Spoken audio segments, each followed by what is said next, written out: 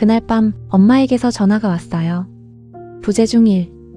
나는 그걸 보고도 조용히 뒤집어놨어요. 내일 하자. 그렇게 말한 내일은 끝내 오지 않았어요. 사람이 멀어지는 건 큰 사건이 아니라 이런 작은 내일들 때문이더라고요. 오늘은 그 내일의 이야기를 하려 해요. 내가 외면했던 순간들, 놓쳐버린 작은 일들이 어떻게 마지막이 되었는지. 아마 처음 균열이 생긴 건 고등학교 2학년 봄이었어요. 그해 봄은 유난히 따뜻했어요. 창밖에서는 벚꽃이 은은하게 떨어졌고 친구들은 다음 시험과 대학 이야기로 떠들썩했죠. 저는 그 속에서 점점 작아지고 있다는 느낌을 지울 수 없었어요. 누군가에게 뒤처지는 것 같고 아무리 발버둥 쳐도 성적은 제자리였고 자신감은 바닥에 닿아 있었어요. 그날 집에 들어오자마자 엄마는 도시락 뚜껑을 열며 딸기 2개를 조심스럽게 올려놨어요. 오늘은 딸기가 싱싱하더라. 너 좋아하잖아. 그 말투에는 아무 의도 없는 그저 순수한 배려가 담겨 있었어요.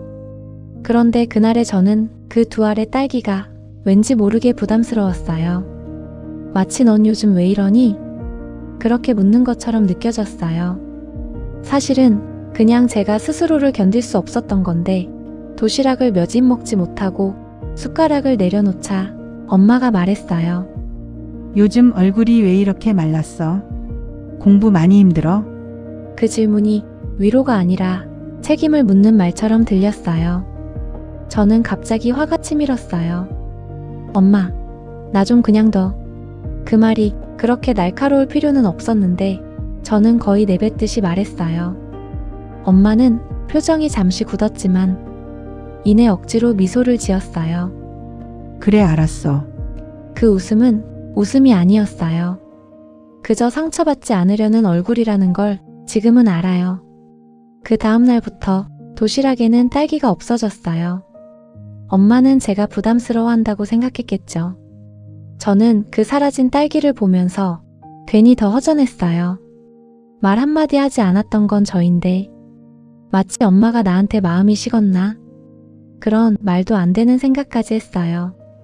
지금 돌이켜보면 그게 우리가 멀어지기 시작한 첫 장면이었어요. 여름이 왔고 비가 유난히 많이 내리던 날이었어요. 학원을 마치고 나왔는데 갑자기 폭우가 쏟아졌어요. 가방 속 우산은 아침에 부러진 걸 알면서도 그냥 들고 나왔죠. 저는 그대로 비를 맞아야 했죠. 그때 멀리서 엄마가 보였어요. 작은 우산을 들고 제 쪽을 계속 바라보며 서 있었어요. 머리는 다 젖어 있었고 장바구니는 물에 눅눅해져 있었어요. 어깨까지 물이 떨어졌는데도 엄마는 우산을 제 쪽으로 기울이며 말했어요.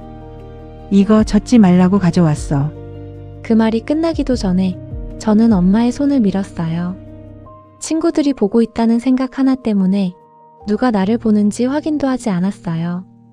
그냥 보고 있을 것 같다는 생각만으로 엄마를 밀어냈어요. 됐어, 나 우산 있어. 말투까지 차갑게. 근데 사실 우산은 없었죠. 없다는 걸 엄마도 알고 있었을까요? 아마 알고 있었을지도 몰라요. 그럼에도 아무 말 안 하고 제 말투에 상처받지 않으려 애쓰고 있었겠죠. 집에 도착하니 현관 손잡이에 젖은 우산이 걸려 있었어요. 물방울이 똑똑 떨어지고 있었고 우산에서는 비 냄새가 났어요. 그 냄새가 그날 이후로 비 오는 날마다 떠올라요. 그 우산을 보면서 숨이 턱 막혔어요. 그저 엄마가 나를 챙기려 했구나. 이걸 인정하기도 그땐 싫었어요. 사춘기의 어설픈 자존심이었죠. 지금 생각하면 그때 이미 우리는 아무 말도 하지 않는 방식으로 멀어지고 있었어요. 엄마는 내가 불편해할까봐 다가오다 멈췄고 나는 그 멈춤을 보면서도 왜인지 더 멀리 걸어갔어요. 그날의 딸기 2알, 젖은 우산 하나. 그 작은 일들이 몇 년 뒤 우리의 마지막을 만들 거라는 걸 정말 몰랐어요.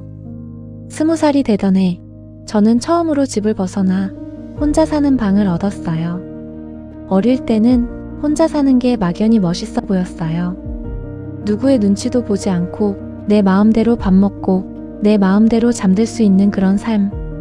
근데 막상 혼자 살기 시작하니까 자유는 생각보다 고독했고 자유는 생각보다 외로웠어요. 방 안은 조용했지만 그 조용함이 어쩐지 눌리는 소리처럼 들렸어요. 시간은 많은데 정작 할 수 있는 건 없고 어디에 기대야 할지도 몰랐어요. 엄마한테 전화가 오면 일부러 받지 않을 때가 많았어요. 밥은 먹었니? 그 한마디가 왜 그렇게 사람을 조급하게 하는지 몰랐어요. 저는 그 말을 걱정이 아니라 감시처럼 느꼈어요. 그때는 정말 몰랐어요. 엄마가 할 수 있는 관심이 그 한 줄뿐이었다는 걸. 기숙사도 아니고 원룸이라 방도 좁았고 냉장고엔 마실 것보다 불안이 더 많이 채워져 있는 것 같았어요. 컵라면을 먹으며 먹었어라고 말하는 제 모습이 왜 그렇게 초라해 보였는지 지금도 기억나요. 과제가 산더미처럼 쌓였던 어느 날 옆방에서 들려오는 음악 소리 하나에도 예민해져서 결국 울어버렸어요. 감당할 수 없다는 생각이 머리 안에서 빙글빙글 돌았어요. 그날 밤 엄마에게 메시지를 쓰기 시작했어요. 엄마, 나 힘들어. 근데 전송 버튼을 누르기 직전에 그 문장을 지워버렸어요. 이 말 한 줄이 엄마를 더 힘들게 만들 수도 있겠지. 그 생각 하나 때문이에요. 저는 제 마음을 숨기느라 엄마를 밀어냈고 엄마는 제가 괜찮다고 믿으려 애써 태어난 척했겠죠. 그러던 어느 날 엄마에게 문자가 왔어요. 귤 싸다는데 보낼까? 그 짧은 문장을 보고도 저는 대답하지 않았어요. 그냥 밀었어요. 나중에 답해야지. 그 나중은 결국 오지 않았죠. 며칠 뒤에도 귤 상자는 오지 않았어요. 저는 엄마가 그냥 잊었나 보다라고 생각했지만 사실은 제가 답을 안 했기 때문이었어요. 그걸 그땐 몰랐어요. 겨울방학에 집에 돌아갔을 때 싱크대 아래에서 구겨진 종이 한 장을 발견했어요. 배송 취소 영수증. 거기엔 정확한 날짜와 시간, 그리고 고객 사정으로 취소라고 적혀 있었어요.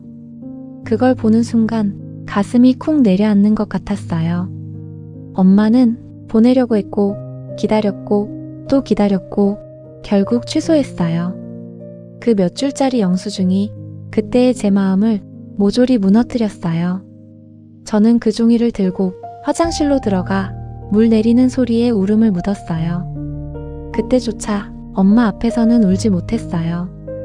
이상하게 엄마 앞에서는 약해지고 싶지 않았어요. 저는 생일이 되면 먼저 돈을 보냈어요. 맛있는 거 드세요. 그 문장이 나름대로 성의 있어 보인다고 생각했어요.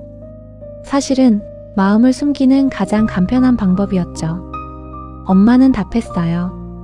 고맙다. 너는? 저는 그 물음표가 왜 그렇게 부담스러웠는지 그땐 몰랐어요. 그래서 일부러 더 짧게 문자했어요. 응, 나도. 그 몇 글자가 우리 사이를 더 멀게 만들고 있다는 걸 몰랐어요. 그리고 그 생일 메시지가 엄마와 주고받은 마지막 생일 문자였어요. 20살의 그 겨울, 저는 외로움과 어른 흉내 사이에서 계속 흔들리고 있었어요. 근데 그 흔들림 속에서 제가 가장 먼저 놓친 건 엄마였어요. 엄마는 늘 그 자리에 있었는데 제가 먼저 고개를 돌렸던 거예요. 그때는 정말 몰랐어요. 그 등돌림이 더 이상 돌아갈 수 없는 거리의 시작이 될 줄은. 회사에 다니기 시작한 후부터 저는 늘 피곤했어요. 갓 20살 때 겪던 외로움이 이제는 형태만 바뀐 채 다시 나타난 것 같았어요. 아침엔 출근 준비로 정신없고 퇴근길엔 지하철 손잡이 하나도 너무 차갑게 느껴졌어요.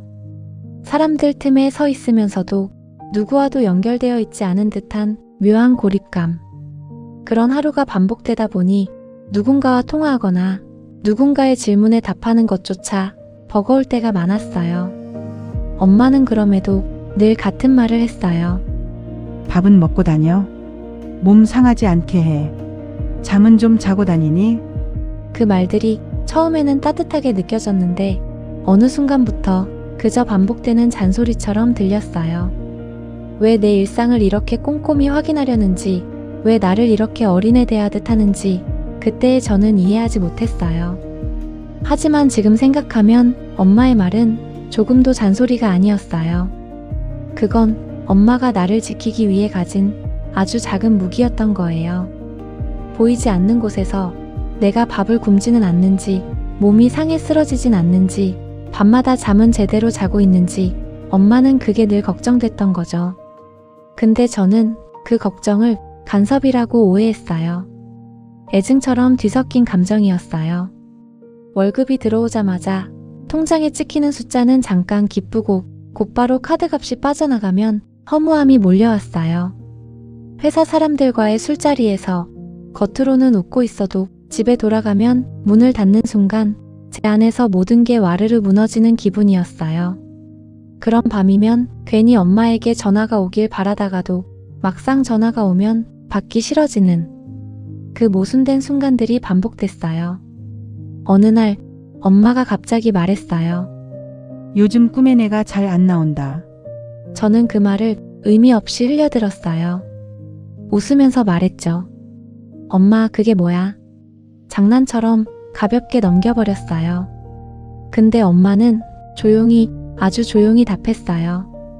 몰라, 그냥 내가 요즘 잘 안 보여. 그 말이 왜 그렇게 오래 남았는지 모르겠어요. 꿈에서도 멀어졌다고 느끼는 엄마의 그 말투와 숨소리가 이상하게 머릿속에 울렸어요. 저는 그날 밤 오랜만에 휴대폰을 들여다봤어요. 엄마가 최근에 보낸 메시지들을 천천히 스크롤하면서요. 밥 챙겨 먹어. 몸은 어때? 피곤할 텐데 일찍 자. 진부한 말들 같았지만 사실은 그 안에 엄마가 할 수 있는 거의 모든 마음이 들어 있었어요. 그걸 그땐 몰랐어요.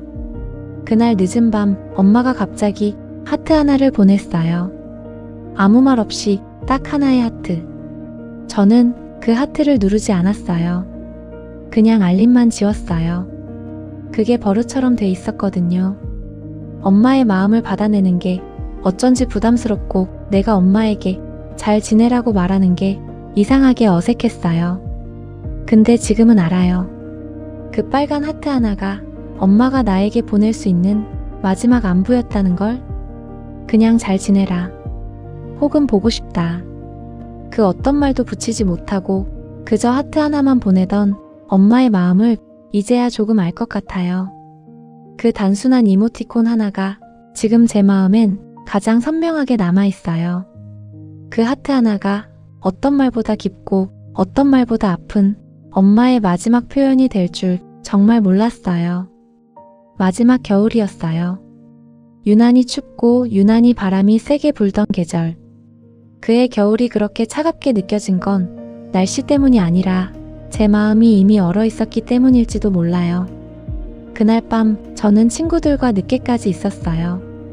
별로 즐겁지도 않았는데 괜히 더 마셨어요. 속이 뜨거웠지만 마음은 더 허전해졌어요.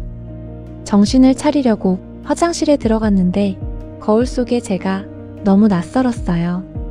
멀리서 보면 나인데 가까이서 보면 모르는 사람 같고 어디서부터 잘못된 건지 혼자서는 도무지 알 수 없었어요.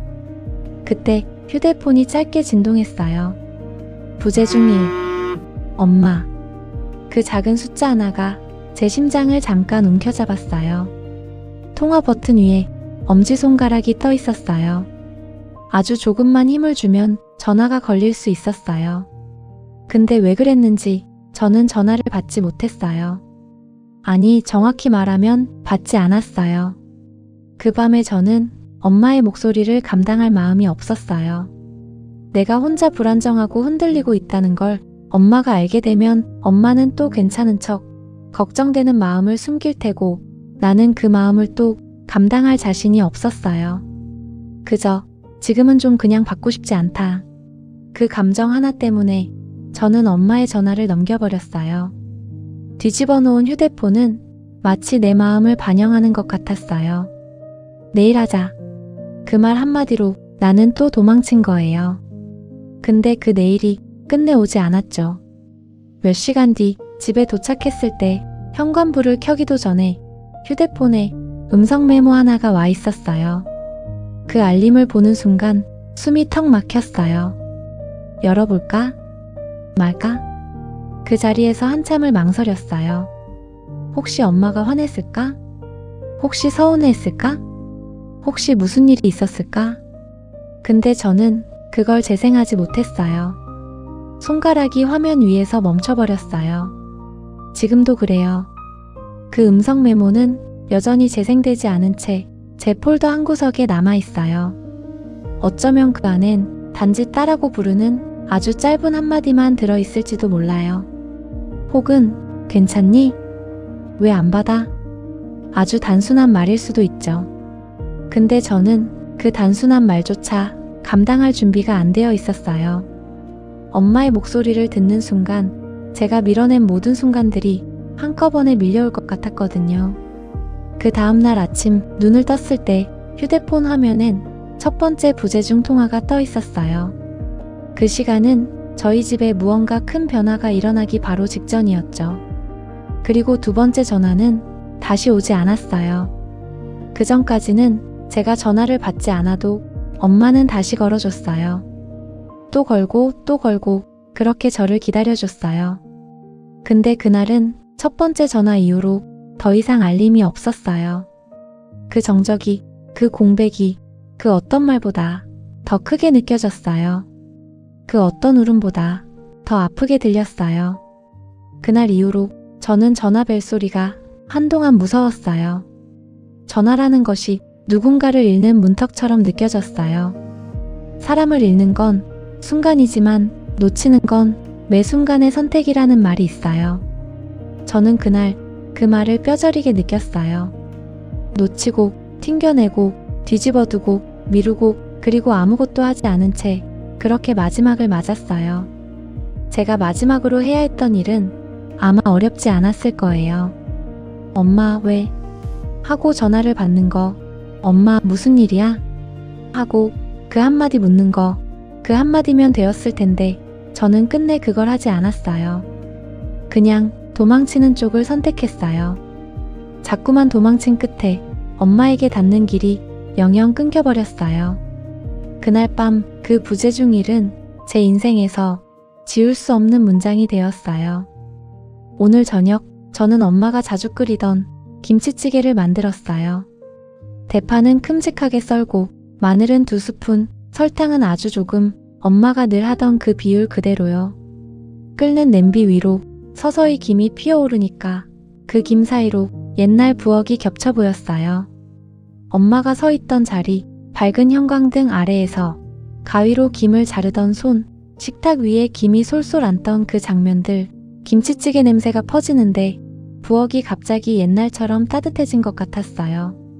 어릴 적엔 식탁 반대편에 엄마가 앉아 있었고 엄마는 늘 제 밥그릇을 먼저 챙겨줬잖아요. 근데 오늘은 엄마 자리가 비어 있었어요. 너무도 익숙했던 빈자리, 이제는 누구도 앉지 않는 자리, 저는 그 빈자리에 그릇 하나를 조심스레 놓았어요. 김이 살짝 앉고 그릇이 천천히 따뜻해지며 빈자리가 채워지는 듯 했어요. 말은 하지 않았지만 그 자리에 앉아 있는 것만으로 엄마와 함께 밥을 먹는 느낌이 들었어요. 식탁 앞에 앉아 있으니 문득 엄마가 보내던 메시지들이 떠올랐어요. 밥은 꼭 챙겨 먹어라. 몸 상하지 않게 해라. 피곤하면 푹 자고. 그 말들이 그저 잔소리처럼만 들렸던 시절이 있었어요. 하지만 지금은 알겠어요. 그건 엄마가 할 수 있는 가장 큰 사랑이었어요. 사람은 떠나고 나서야 그 말의 의미를 깨닫는다는 말이 왜 이렇게 아프게 다가오는지. 저는 휴대폰을 꺼냈어요. 엄마의 이름을 이제는 그리운 사람으로 바꾸고 그 연락처를 열었어요. 텅 빈 대화창 앞에서 손가락이 한참을 떠 있었어요. 그리고 천천히 그동안 말하지 못했던 말을 적기 시작했어요. 엄마, 미안해. 그 한 문장을 쓰는데 왜 이렇게 오래 걸렸을까요? 이어 썼어요.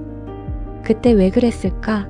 우산도, 귤도, 하트도, 고맙다고도, 미안하다고도, 사랑한다고도 제대로 말 못해서 미안해. 한 글자 한 글자 쓰면서 느껴졌어요. 내가 엄마에게 얼마나 많은 말을 참고 살았는지.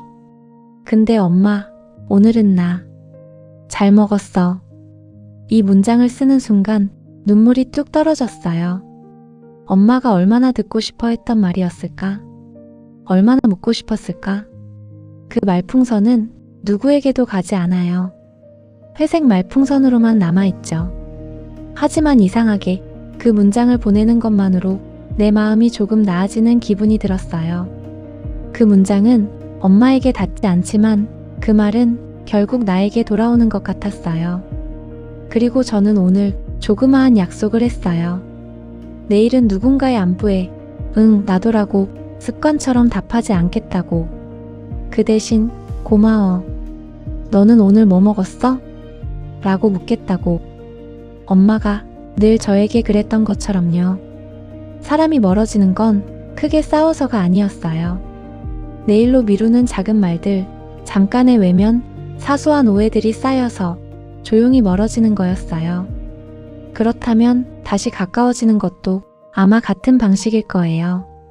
큰 노력도 아니고 큰 말도 아니고 그저 작은 관심 하나, 따뜻한 질문 하나, 그게 사람을 다시 이끌어오는 유일한 방법인지도 몰라요.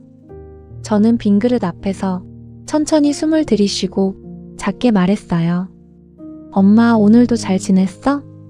그리고 덧붙였어요. 나도 잘 지내볼게. 천천히, 그러나 확실하게. 사랑해요, 엄마.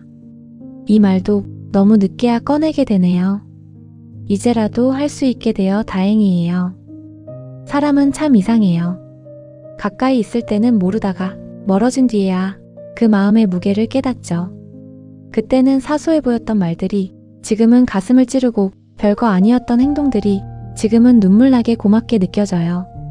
하지만 저는 이제 조금 알 것 같아요. 우리가 정말 잃어버린 건 사람이 아니라 그 사람에게 건넸어야 할 작은 말들이었다는 걸요.